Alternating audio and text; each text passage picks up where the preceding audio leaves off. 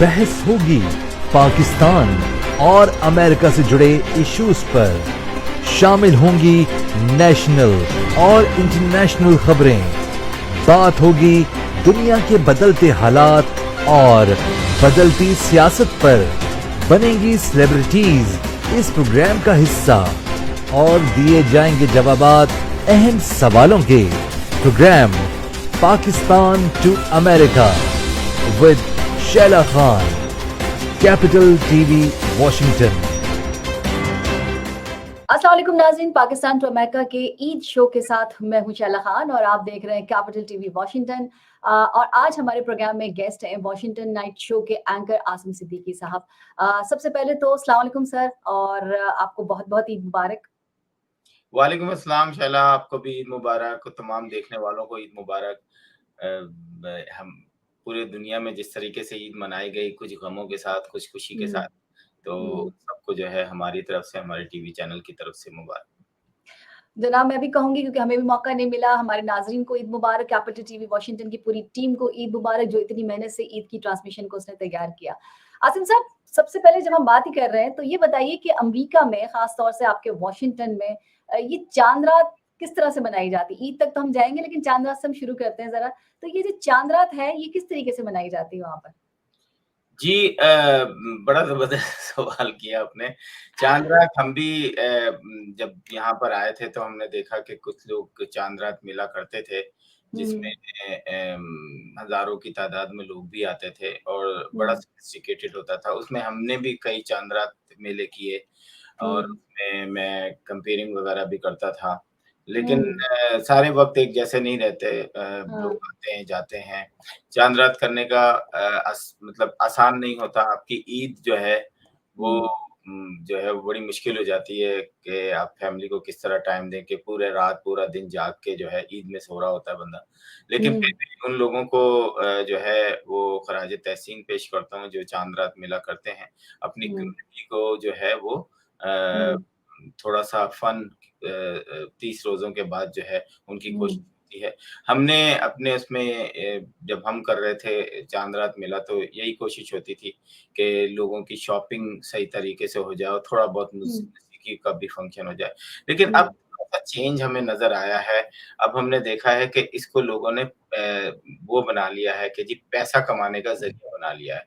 वो community entertain करने के बजाय चाहते हैं कि किसी तरीके से पैसा बनाया जाए और जो स्टॉल वाले होते हैं उनको गलत तरीके से वो करते हैं कि जी हमारे उसमें इतने हज़ार आ जाएँगे और बेचारे जो स्टॉल लगाते हैं उनको भी कभी नुकसान पड़ता है। और अब एक चीज़ और देखी जा रही है कि कुछ ऐसे लोग जिनका इस त्योहार से, इस चाँद रात से कोई वास्ता नहीं होता, लेकिन वो भी सिर्फ़ कारोबार के लिए ये शो करने लगे हैं और शो ही नहीं करने लगे हैं, बल्कि पाकिस्तान के अंदर पाकिस्तान की पॉलिटिकल पार्टीज़ के लीडरों को बुलाकर वहाँ पर अवार्ड भी तक़सीम किया जाता है। जो कल लोग दूसरों को गद्दारी का तमगा दे रहे थे, वो यही तमगा लोगों के दरमियान जो है वो वसूल कर रहे होते हैं।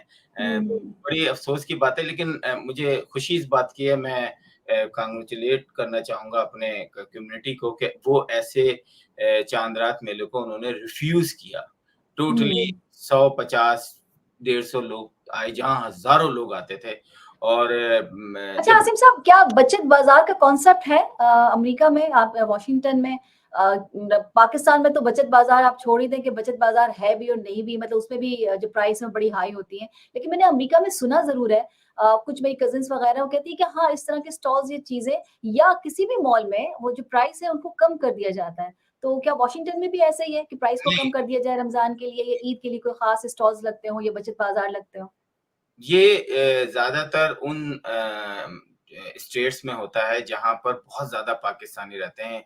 यानी आप ह्यूस्टन कह लें, डैलस ले लें, शिकागो कह लें, कैलिफ़ोर्निया में, तो वहाँ पर जो है वहाँ पे बड़े अमेरिकन स्टोर्स में भी जो है वो सेल लगती हैं, ग्रोसरी पे भी, दूसरी पे, और जो पाकिस्तानी बाज़ार हैं उन पे भी लगती है। मैं वाशिंगटन का बताऊँ, Virginia, Maryland and DC tri state कहलाता है। यहाँ पर बहुत सारे ऐसे लोग हैं जो बड़े अच्छे तरीके से मैनेज भी करते हैं, अभी भी करते हैं।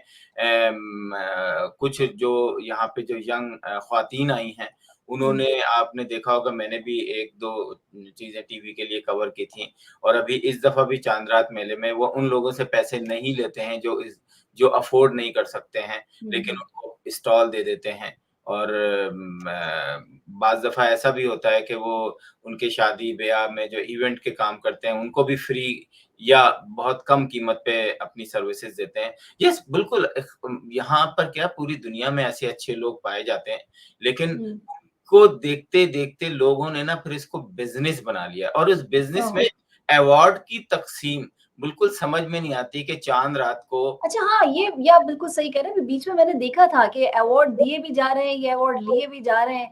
मतलब मुझे समझ नहीं आया कि कौन अवार्ड लेकर आ रहा है और किस बिना पे दिए जा रहे हैं। ये भी बड़ा अजीब-सा रहा। ये क्या मसला रहा? अगर आपको बताया जाए कि जी अवार्ड देने वाला जो है वो कौन है? हुँ, आप ले किससे रहे हैं? पाकिस्तान की गवर्नमेंट से ले रहे हैं या किसी एनजीओ से ले रहे हैं जिसने हुँ। आपको परखा है, आया है कि जनाब आपने इतनी कम्युनिटी की खिदमत की है, आपने भूखों को खाना खिलाना कोई खिदमत नहीं होती। ये लोगों को समझ में आना चाहिए, ये आप अपने लिए कर रहे हैं। हुँ, मुझे हैरत होती है कि आप ऐसे गलत लोगों को जो है वो लोगों के सामने प्रेज़ेंट कर रहे हैं जिनका माज़ी में कहीं कोई ऐसी चीज़ नहीं मिलती कि जिन्होंने इंसानियत की खिदमत की हो। लेकिन वो हुँ, अवार्ड ले लेते हैं, चाहे वो सहाफ़त में हो, चाहे वो मुझे अगर कोई बुलाए कि जी मैं कि आपको हम अवार्ड दे रहे हैं, तो मैं पूछूँगा आप हैं कौन? नंबर हुँ, 1 और फिर हुँ, अगर आप मुझे दे रहे हैं, तो कम से हुँ, कम मुझे बताएँ कि मैंने क्या किया, मुझे तो पता होना चाहिए ना। अवार्ड हुँ, लेने वाले को ही नहीं पता कि उसने किया क्या है। जी हाँ, ऐलान होता है जी कम्युनिटी की खिदमत करने के लिए अवार्ड एबीसी को दिया जा रहा है। लोगों ने तालियाँ पीटी, उन्होंने अवार्ड लिया, चले गए। हुँ, यार ये क्या है? मतलब सही। आप लोगों को शर्म नहीं आती? मतलब आप गलत रीत कायम कर रहे हैं। जो बंदे डिज़र्व करते हैं, जो अमेरिकन पॉलिटिक्स में पाकिस्तानी मेहनत करके गए हैं, हुँ, उनको आप बुलाएँ, उनको आप अवार्ड दें कि चले भई वो हमारे पाकिस्तानी सही। एक इमेज है। हुँ, उन बच्चों को अवार्ड दें जिन्होंने टॉप किए हैं मुख्तलिफ क्लासेस में, यूनिवर्सिटीज़ में। लेकिन हम तो पता नहीं किस चक्कर में बुड्ढे हो गए हैं, लेकिन अवार्ड के चक्कर में स्टेज पे ज़रूर खड़े होंगे। ठीक है। शर्म आनी अच्छा अच्छा मुझे ये बताइए कि जैसे कि मैं बार-बार आपसे अमेरिका अमेरिका के बारे में पूछ रही हूँ।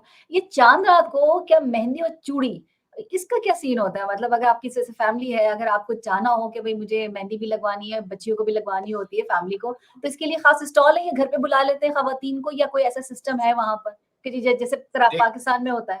देखिए, यहाँ पर भी काफ़ी ऐसी ख़वातीन हैं जिनका अ, जो इन दिनों में जो है वो बहुत अच्छी मेहंदी लगाना जानती हैं। तो जो बड़े हाँ, लोग हैं वो 1 दिन रख लेते हैं ईद से 1 दिन पहले या चाँद रात को वो बुला लेते हैं, सुबह बुला ठीक लेते है। हैं।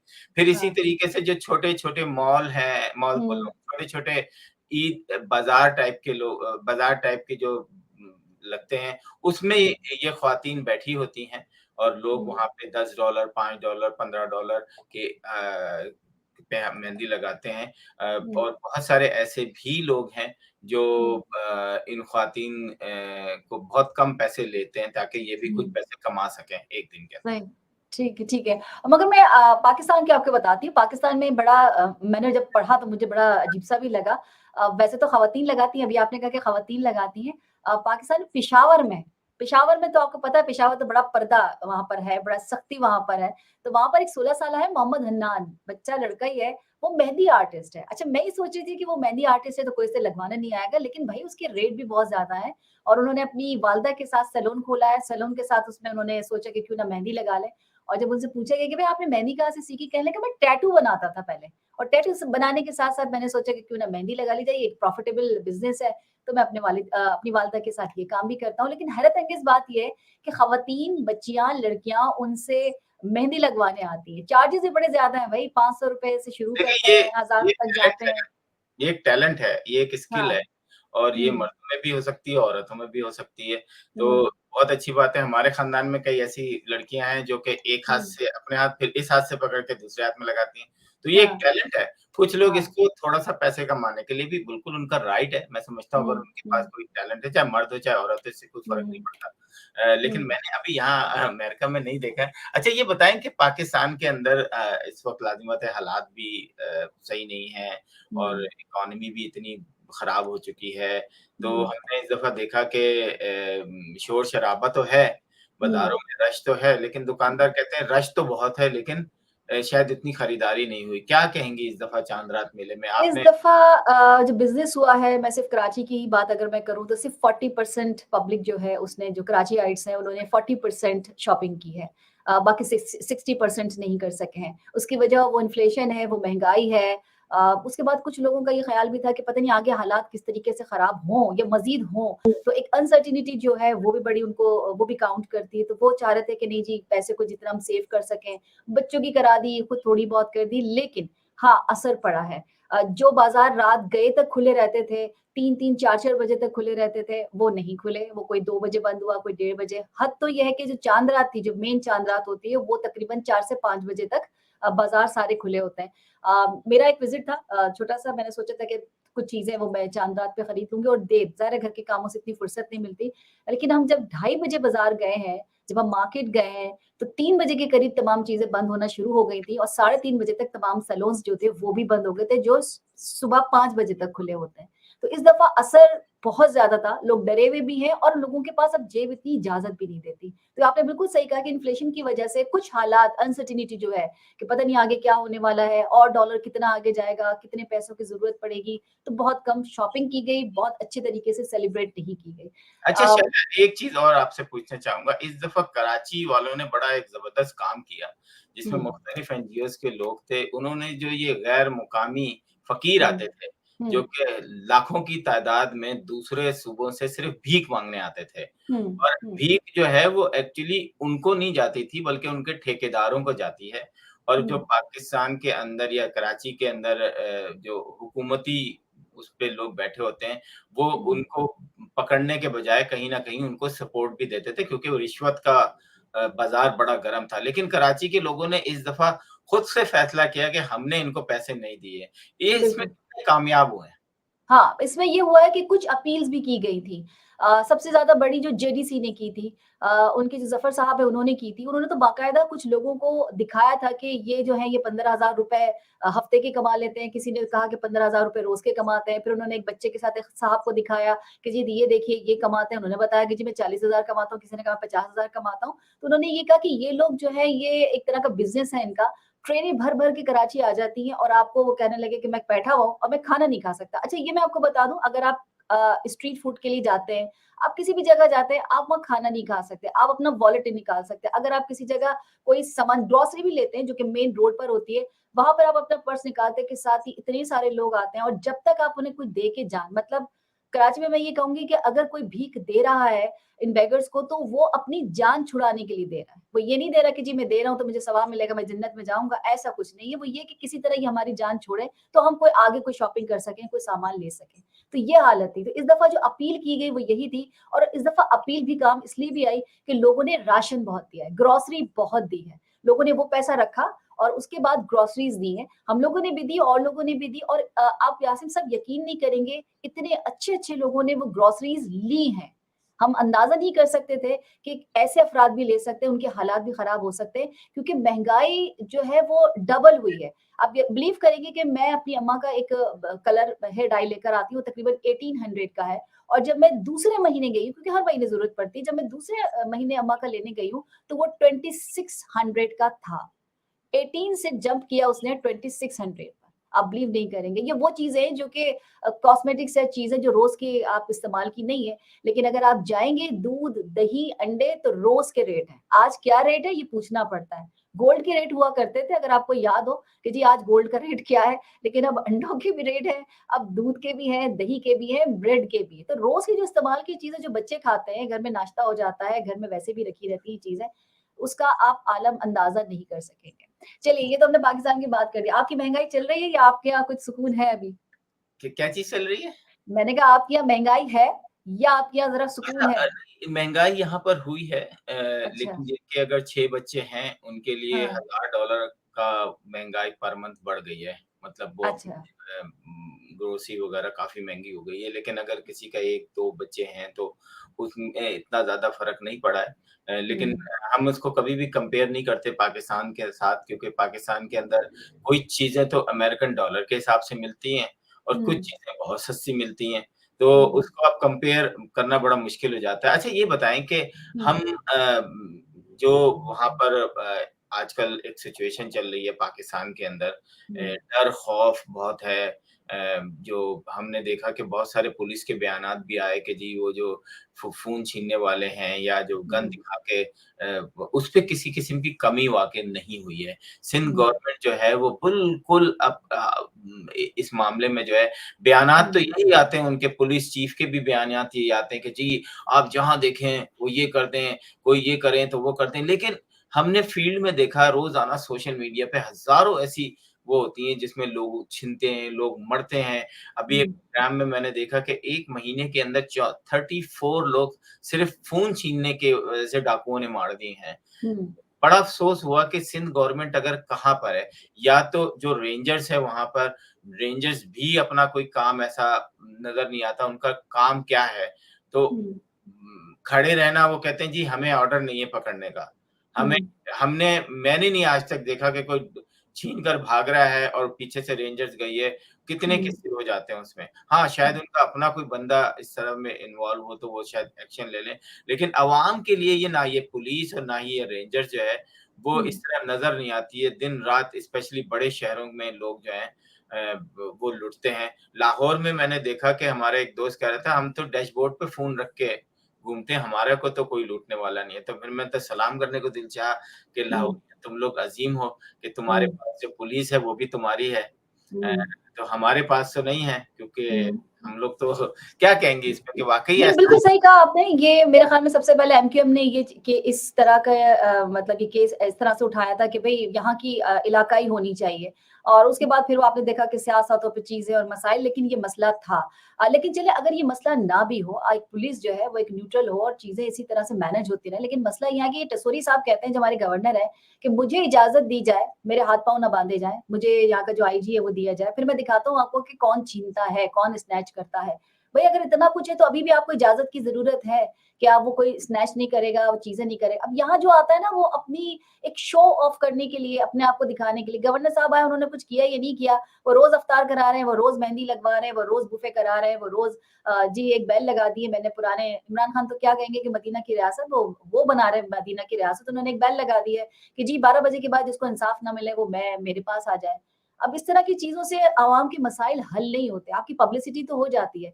मेरे ख्याल में चाँद रात से पहले चाँद रात तो को आप कोई मोबाइल लेके नहीं घूम नहीं सकते हैं। ये बात बिल्कुल सही है और उसपे सितम ये है कि अगर आपने ज़रा-सी भी जुम्बिश की, अगर आपने ज़रा-सा भी कोई किया या उनको शक हो गया, तो वो स्ट्रेट फायर करके जाते हैं, यानी बंदे को मार जाते हैं। 18 साल के बच्चे, 17 साल के बच्चे, 15 साल के बच्चे जिनको सेंस नहीं होता, जो झगड़ते नहीं हैं, वो ज़्यादा मारे जाते हैं और उससे भी मज़े की बात ये है, सीसीटीवी कैमरे में शक्लें नज़र आ रही हैं वाज़े। उसके बाद आप क्या कहेंगे आसिम साहब? कि अगर आपको सीसीटीवी कैमरे में शक्लें नज़र आ रही हैं, डकैती हुई है, नज़र आ रही है, चेहरे बड़े मुतमईन हैं। चाहे आप एटीएम मशीन के वहाँ पर आप देख लें, वहाँ पर भी आपको मिलेगी तस्वीरें, सब कुछ नज़र आता है, कोई नहीं पकड़ता। मुझे तो आज तक कभी मैंने नहीं देखा है, मैंने सुना नहीं कराची में रहते हुए। रेंजर्स तो छोड़िए, पुलिस भी छोड़िए कि भई पुलिस वालों ने हाँ, ये ज़रूर है कि अगर मुश्तइल होके किसी डाकू को पकड़ लिया, मुश्तइल होके उसको मारा-पीटा, फौरन पुलिस की गाड़ी आएगी, उनको बचाएगी और ये कहेगी कि नहीं जी अपने हाथ में मत लें। कानून अपने हाथ में नहीं ले और उनको बचा के ले जाएगी। मैंने नहीं देखा। हाँ, बिल्कुल, अब ये उन्हें लगा है कि वो डाकुओं को मार देते हैं, फायर कर देते हैं, कुछ लोगों के पास अपना वेपन है, तो वो मार भी देते हैं। तो मेरे नहीं ख़्याल में अभी मैंने एक वीडियो देखी जिसमें ब्राज़ील में कहा गया है कि आप अगर अगर आपकी गाड़ी को कोई रोकता है, डकैती करता है, बाइक है, गाड़ी है, आप उसे रोनते हुए चले जाएँ। वो सोशल मीडिया पे एक वीडियो चल रही है, किस हद तक दुरुस्त है, ये भी कन्फर्म करना पड़ेगा, लेकिन मैं कहती हूँ अगर ये किसी ब्राज़ील ने ये कर दिया है, तो मैं कहती हूँ कराची में भी कर देना चाहिए। और मेरे ख़्याल में एक वक़्त आएगा आसिम साहब, देखिए लोग ये खुद करेंगे। ये वो हुक्मरान करते हैं जिन्हें अपनी आवाम से मोहब्बत होती है।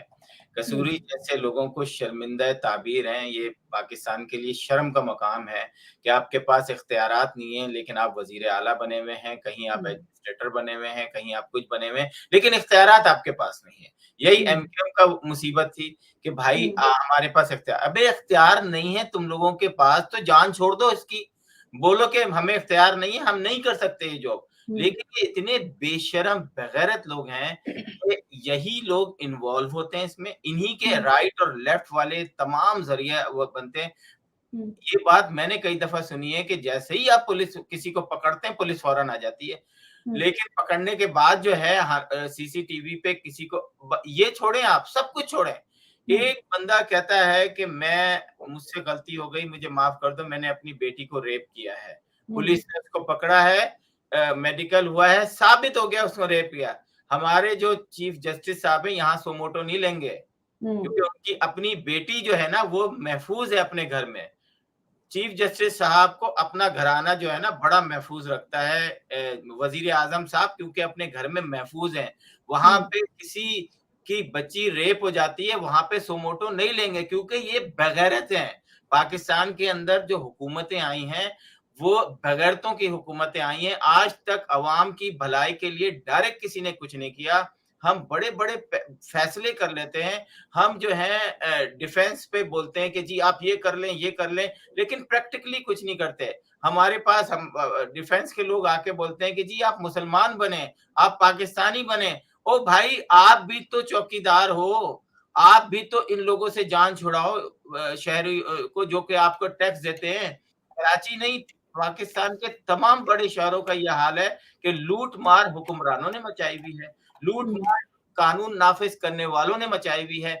इनके घरों में पानी आता है, इनके घरों की बिजली नहीं जाती है, ये खुशहाल हैं, बड़ी ऊंची-ऊंची दीवारों में रहते हैं, लेकिन आपने 20 करोड़ 19 करोड़ की आवाम को जो है धकेला हुआ है। उनसे जाके भत्ता लेते हैं, सुबह शाम को जो है अपने घर में पार्टियां करते हैं। ये पाकिस्तान का मुकद्दर बन गया है, और मैं तो देख रहा हूं कि जिस तरीके से ये मुकद्दर बना हुआ है, अगले 10-20 क्या 50 साल भी ये ऐसे ही रहेंगे, भीख मांगते रहेंगे दुनिया से, अपना गुजारा करते रहेंगे। इनको शर्म नहीं आती कि एक एटमी पावर रखने वाला मुल्क, जिसे लोग जो है कहीं ना कहीं किसी ना किसी तरीके से अपनी लिस्ट में रखते हैं कि यार ऐसा ना हो कि ये मुल्क ये पावर किसी के हाथ में चले, इनको थोड़ा पैसे दे दो, इनको थोड़ा भीख दे दो, ताकि ये खाना खाते रहे, ऐसा ना ये दुनिया ही को तबाह कर दे। तो एक दिन आएगा वो कि दुनिया आपसे कहेगी जनाब सलाम अलैकुम, आप इधर आ जाइए जरा। आसिम साहब, मतलब क्या किस तरीके से, देखिए ना, अभी आपने जिस तरह से कहा कि पावर है, चीजें हैं, आप मतलब उन तमाम, अब जो आपको एक ओहदा मिला हुआ उसको एंजॉय तो कर रहे हैं, लेकिन जब काम करने की बारी आती तो आप कहते हैं कि जी हमारे पास इख्तियारात नहीं है। एक छोटी सी अभी मेरे ख्याल में अभी आपने ट्वीट भी पढ़ी होगी, जरदारी साहब की ट्वीट किए उन्होंने कि जी मैं अपने बिलावल को देखना चाहता हूँ वजीर आजम। ठीक है, बहुत अच्छी बात है, आप अपनी जिंदगी में देखना चाहते हैं, लेकिन बिलावल नहीं मान रहे। ठीक है जी, हो सकता है नहीं मान रहे, लेकिन बड़े मजे की उन्होंने बात की कि हम इस हुकूमत में नहीं है, बेटा उनका वजीर खारजा है, बाकी उनके वज़रा भी हैं और 3-4 और भी उनके वज़रा हैं। वो कहते हैं हम इस हुकूमत में नहीं है, हम जब हुकूमत में आएँगे तो फिर हम ये करेंगे और वो करेंगे, मुल्क खुशहाल हो जाएगा, लेकिन हम इस हुकूमत का हिस्सा नहीं है।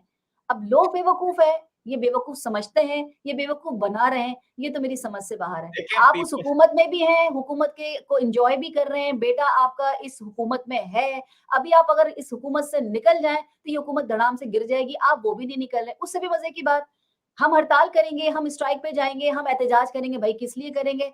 मुल्क में इलेक्शन जो है वो एक साथ होने चाहिए, कौमी और सूबाई। तो भाई हुकूमत तो आपकी, आप अपने जो इमरान खान से आप कहते थे, वही हम अगर हम आपसे कहें, अवाम कहे कि भाई आप अपनी जो असेंबली है वो तोड़ दीजिए, बात खत्म हो गई।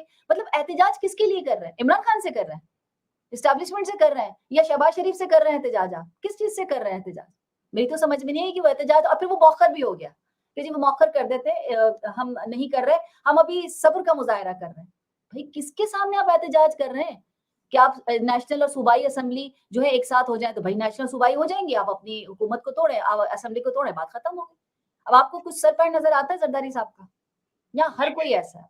देखें आपका इख्तियार पाकिस्तान में नहीं है, सिंध में तो है ना, हम्म।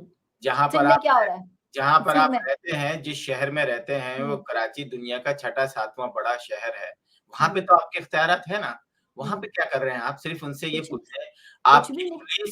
आपकी पुलिस, आपने एक जाहिलों का जमकट्टा जमा किया हुआ है, जिसमें सिर्फ 10% ऐसे पुलिस वाले होंगे जो कि अच्छे होंगे, मेरिट पर आए हुए होंगे और वही काम कर रहे हैं।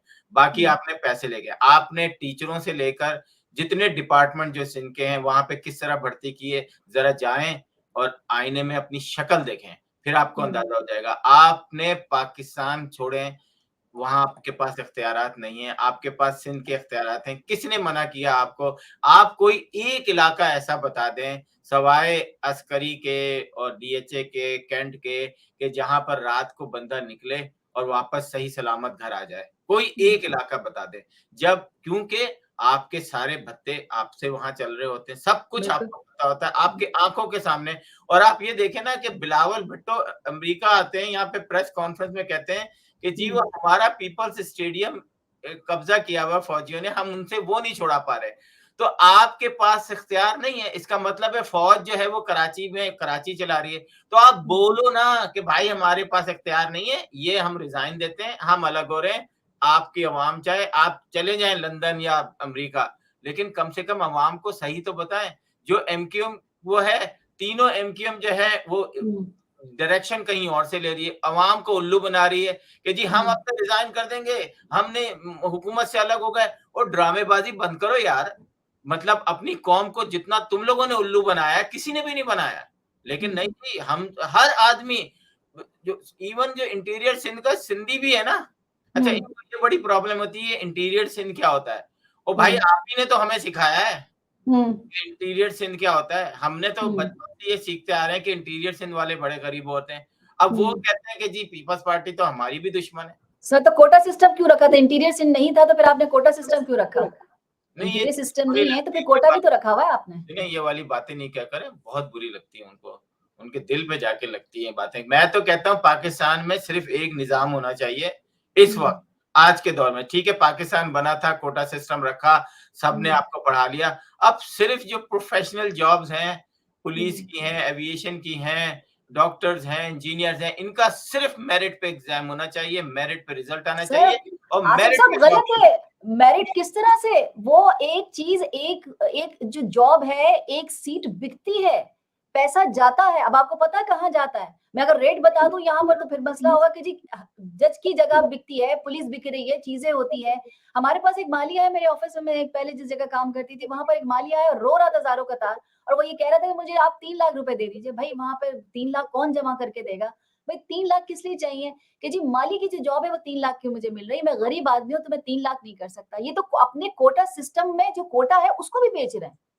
मतलब वो बंदा जो है उसका जो कोटा बनता है, कोटा सिस्टम पे ही है ना भाई। इंटीरियर का बंदा अगर आके रो रहा है कि मुझे 3 लाख दे दो, मैं अपनी जॉब खरीदना चाह रहा हूँ, तो 3 लाख में जॉब वो खरीदेगा, वो भी माली की नौकरी। तो माली की नौकरी की रेट 3 लाख है और आप आगे जाते जाइए आप। तो अच्छा फिर जब वो कोटा सिस्टम इसलिए हो गया ना अब तो। एक और के अभी मैंने सुना कि सिंध के अंदर या कराची के अंदर कि जी आप गन रख के नहीं चल सकते, मतलब आप अपनी लाइसेंस याफ्ता गन अपनी प्रोटेक्शन के लिए रख के नहीं चल सकते। नहीं चल लेकिन सकते। डाकू जो हैं, जो हाँ स्नेचर्स हैं, वो हाँ। आपको लूटते भी रहे और कोई मसला नहीं है, लेकिन आप उनको कुछ नहीं कर सकते क्योंकि आपको ये पता कब हुआ था? जब दो चार लड़कों ने जब डाकुओं को मारना शुरू किया तो उसके फौरन बाद ये चीज आ गई थी। उन्होंने मतलब घरों से फायरिंग की है डाकुओं को भगाने के लिए, उसका उनका जो हमला था नाकाम करने के लिए। जब घरों से फायरिंग हुई है, बहुत से लड़कों ने अपने पास रखी हुई थी, गाड़ियों से जब फायरिंग हुई है, उसके फौरन बाद ये आ गया कि जी अब आप जो अपनी कोई भी गन जो है वो अपने पास नहीं रखेंगे। भाई तो फिर सेफ्टी कैसे हो? पुलिस हमें नहीं करेगी, रेंजर्स हमें नहीं करेगी, घर में डाकू आ जाए तो आप नहीं पहुंचोगे, 15 का फोन नहीं उठाया जाएगा, तो फिर जो घर में गन है उससे भी इस्तेमाल ना किया जाए। हाँ डाकू कर सकते हैं, और डाकू को अगर आप मारेंगे, जलाएंगे, कुछ भी करेंगे तो फौरन पुलिस किसी नाके पे खड़ी, पता नहीं कौन उनको इत्तला देता है, वो बचा के ले जाते हैं। उसके बाद उसको आप ना फांसी चढ़ते देखते हैं, ना आपने कभी अखबार या टीवी में सुना होगा कि जी फला जगह से। आपको हैरत होगी कि मेरे घर के करीब राउंड अबाउट है और वहां पर इतना रश होता है। राउंड अबाउट पे क्योंकि सिग्नल था, वहां पर सब लोग खड़े हुए थे, 3 से 4 आदमी वहां बाइक से उतरे, उन्होंने सबको खड़ा किया और सबको खड़े में से गाड़ी, बाइक और तमाम से पैसे भी लिए, बाइक भी ली। ये मैं राउंड अबाउट की बता रही हूँ जिसमें चारों तरफ गाड़ियां थी, किसी में उन 4 लोगों के पास जो गन थी, किसी में हिम्मत नहीं हुई और ना ही कोई पुलिस और कोई रेंजर्स आई। ये राउंड अबाउट का बता रही हूँ मैं आपको। ये मैं अकेली गली, सन्नाटे वाली गली की बात नहीं कर रही हूँ आपसे। मैंने कुछ फुटेजेस ऐसी देखी कि मेरी रूह कांप गई कि पूरा का पूरा होटल 5 आदमियों ने लूट लिया। मतलब लोगों हर मेज पर गए, उनसे फोन छीना, उनसे वॉलेट छीना और कोई बोलने वाला नहीं, कोई रोकने वाला नहीं और वो बड़े आराम से चले गए। मैं आपको बता दूं कि इनके पीछे 100% गवर्नमेंट के हाथ होते हैं।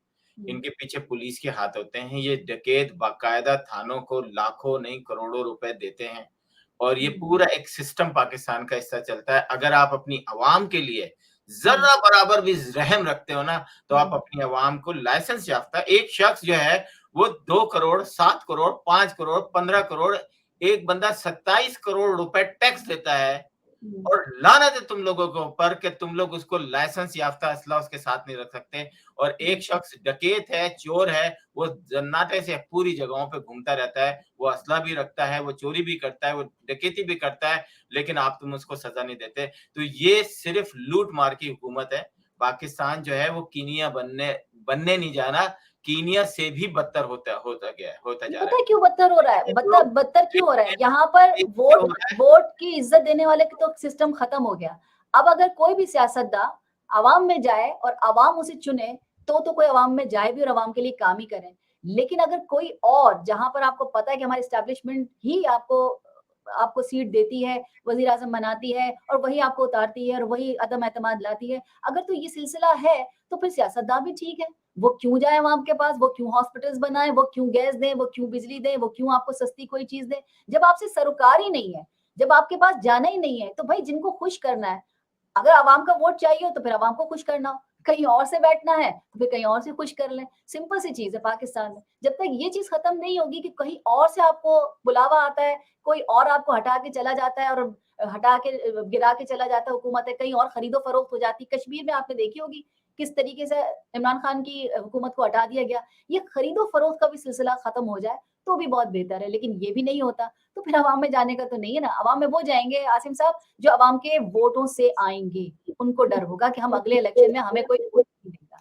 लेकिन अगर कोई और बिठाता है तो फिर कोई और की जी हुजूरी चलेगी या और किसी की तो नहीं चलेगी। चलिए ये बताइए कि आपके यहाँ ईदी का कुछ सिस्टम होता है? ईदी वगैरह देते हैं या नहीं? बिल्कुल, ईदी बस फैमिली के जो क्लोज फैमिली मेंबर्स होते हैं, उनको ईदी देते हैं। जो दोस्तों के घर है, उनको कभी गिफ्ट वगैरह दे दिया जाता है। अच्छा, लेकिन ईदी का सिस्टम तो मैंने तो अभी तक खत्म नहीं किया। अच्छा। मैं बाकायदा से अच्छा, अच्छा, नॉन मुस्लिम का क्या रिएक्शन होता है? जो नॉन मुस्लिम होते हैं, उनका क्या रिएक्शन होता है? मतलब वो आपके घरों ईद के दिन जैसे क्रिसमस मनाते हैं, ऐसे वो नॉन मुस्लिम आपके जो फ्रेंड्स हैं, तो वो आते हैं कुछ जैसे कि डिनर या लंच इस तरह का होता है? अच्छा, ऑफिसेस क्या होता है कि आपको 1 दिन की छुट्टी आपको मिलती है, 2 दिन की मिलती है, क्या होता है? देखिए यहाँ पर जो जो ओनर जो देसी ओनर कह लें हाँ, कि वो होते हैं, तो वो तो बिल्कुल ईद की छुट्टी देते हैं। अच्छा ठीक लेकिन है। यहाँ पर जो जितने भी दूसरे अमेरिकन बिज़नेस हैं, वो बिल्कुल आपको छुट्टी देते हैं। एक अच्छा, ईद के दिन की तो कोई रिफ्यूज़ कर ही नहीं सकता। ये ओह! यहाँ पर एक बड़ा अच्छा इवन स्कूल कॉलेजेस में अगर आपके इम्तिहान भी पड़ जाते हैं, तो वो हुँ, इम्तिहान आप दोबारा दे सकते हैं, किसी और वक़्त दे सकते हैं, आपको हुँ, कोई नहीं रोक सकता। और कुछ स्टेट्स में ईद की छुट्टियाँ अनाउंस हैं, मतलब उस दिन स्कूल बंद होता है।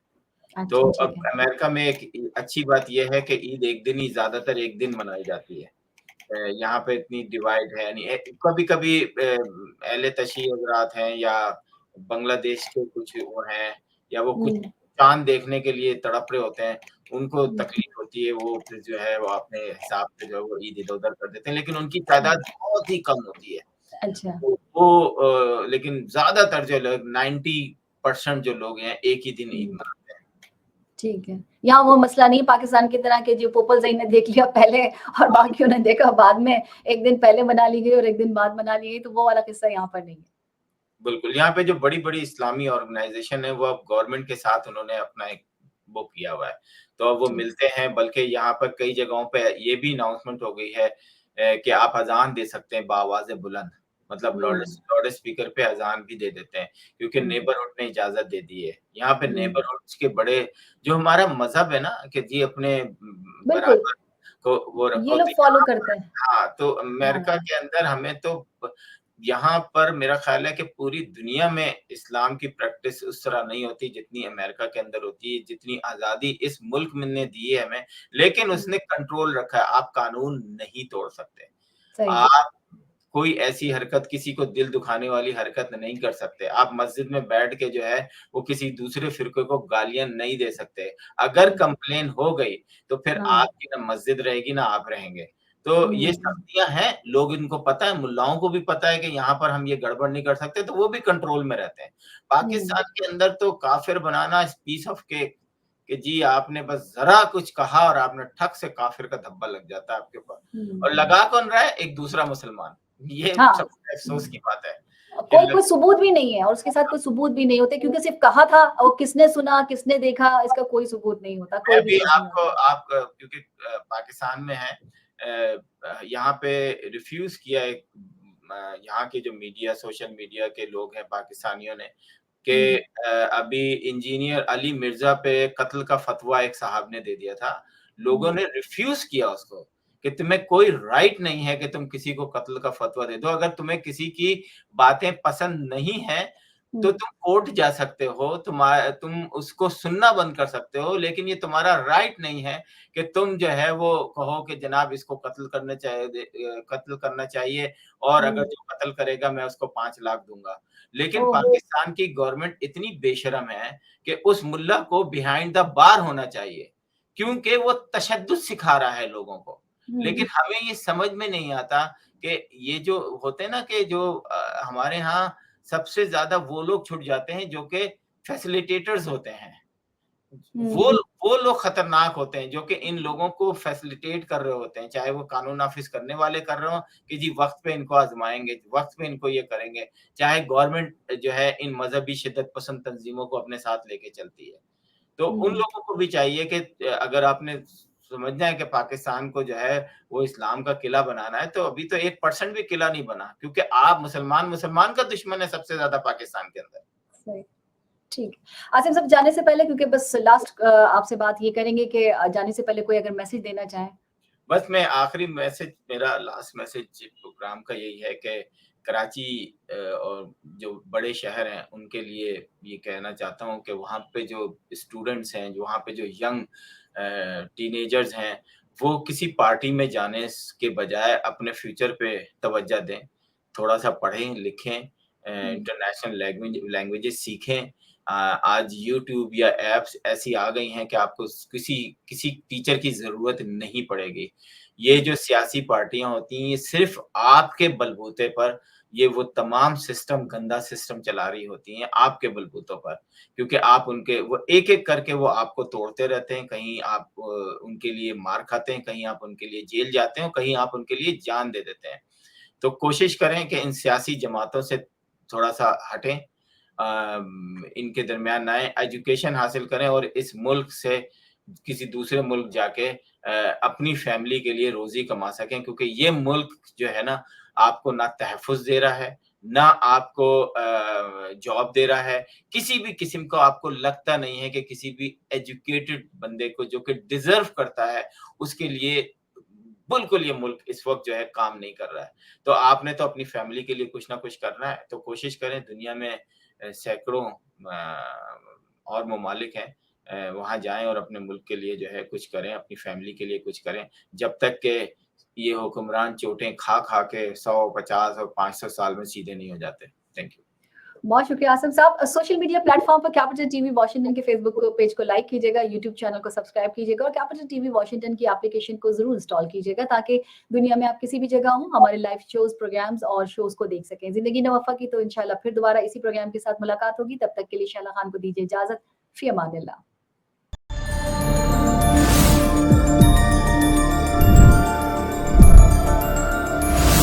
You are watching Capital TV Washington, the best South Asian TV channel in North America.